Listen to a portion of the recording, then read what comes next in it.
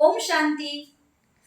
ये आत्मा की 84 जन्म की कहानी है। यहाँ दिखाया गया है कि लक्ष्मी नारायण, सतयुग में लक्ष्मी नारायण का राज्य था।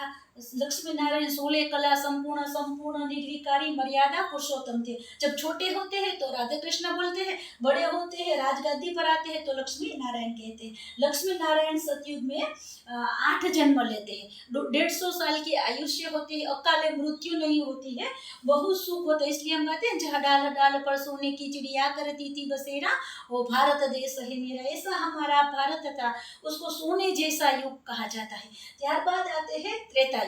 त्रेता युग में श्री राम और श्री सीता का राज्य होता है। श्री राम जब 9वें जन्म में आते हैं तो उसको राम नवमी के रूप में याद करते हैं। यहाँ श्री कृष्ण को अष्टमी के रूप में याद करते हैं क्योंकि सतयुग में 8 जन्म लेते हैं। द्वापर जब त्रेता युग आता है तो 9वां जन्म होता है तो श्री राम को राम नवमी कहा जाता है। वहाँ के देवताओं को चंद्रवंशी कहते हैं क्योंकि 2 कला कम हो गई। वो चांदी जैसा युग है, वो क्षत्रिय घराना है और वह 12 जन्म होते हैं। 12 जन्म में वहाँ भी कोई दुख का नाम निशान नहीं होता है।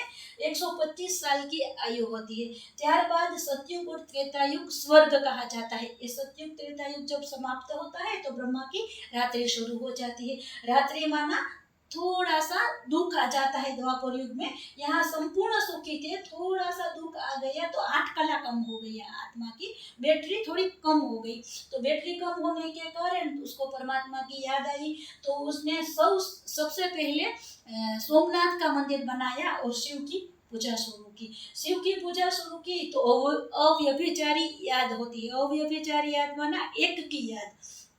तो सबसे पहले विक्रम आदित्य ने वो पूजा शुरू की, वही श्री कृष्ण की आत्मा है, वो द्वापर युग में आई, फिर उसने पूजा शुरू की। धीरे धीरे नीचे आते गए तो फिर श्री कृष्ण की पूजा शुरू की क्योंकि ऊपर से श्री कृष्ण बनकर गए, नीचे आए तो वो स्मृति विस्मृत हो गई। तो फिर से पूजा पाठ व्रत तब शुरू कर दिया।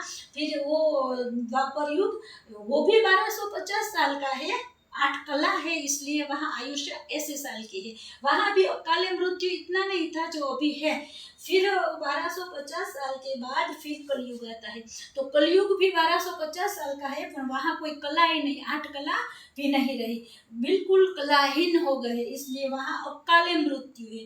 कोई किसी का गर्भ में मृत्यु हो जाता है, जन्मते ही मृत्यु होता है, इसलिए जन्म का कोई नाम निशान नहीं था।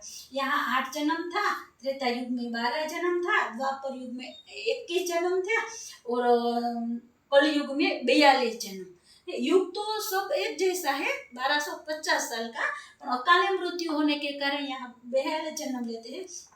तो यहाँ भी सबसे पूजा शुरू करते हैं देवी देवताओं की, वध वृक्ष की, फिर पूजा शुरू करते हैं मूर्तियों की, साधु की, संतों की, सबकी पूजा शुरू की बुद्धि भ्रष्ट हो गई। सतयुग में मस्तक समान देवता थे, त्रेता युग में भुजा समान क्षत्रिय थे, द्वापर युग में पेट समान वैश्य थे, फिर कलयुग में पैर समान क्षुद्र थे। क्षुद्र माना बुद्धि भ्रष्ट, सब कुछ भूल गए कि हम ही देवता थे, हम ही राज्य करते थे। फिर वहां नीचे आकर अति भ्रष्टाचार, पापाचार, अत्याचार, फिर अति होने के कारण फिर कलयुग की इति होती है। इति माना समाप्ति।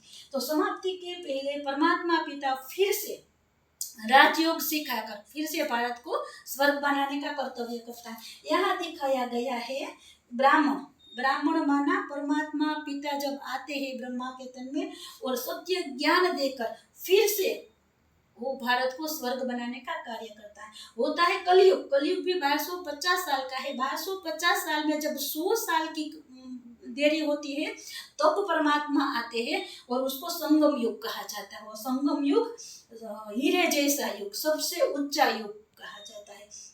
तो हीरे जैसा युग और ब्राह्मणों को चोटी दिखाते हैं। चोटी माना सतयुग से भी, सतयुग में देवताओं मस्तक समान थे, फिर यहाँ चोटी मतलब उच्च, देवताओं से भी ऊंचा जन्म, क्योंकि परमात्मा पिता जब आते हैं तो परमात्मा की याद से फिर से वो देवता बनने का कार्य करते हैं। तो देवता बनने के लिए आत्मा को परमात्मा की याद चाहिए, परमात्मा की याद से आत्मा श्याम से फिर सुंदर बनती है। वही लक्ष्मी नारायण फिर ब्रह्मा सरस्वती बनते हैं लास्ट जन्म में।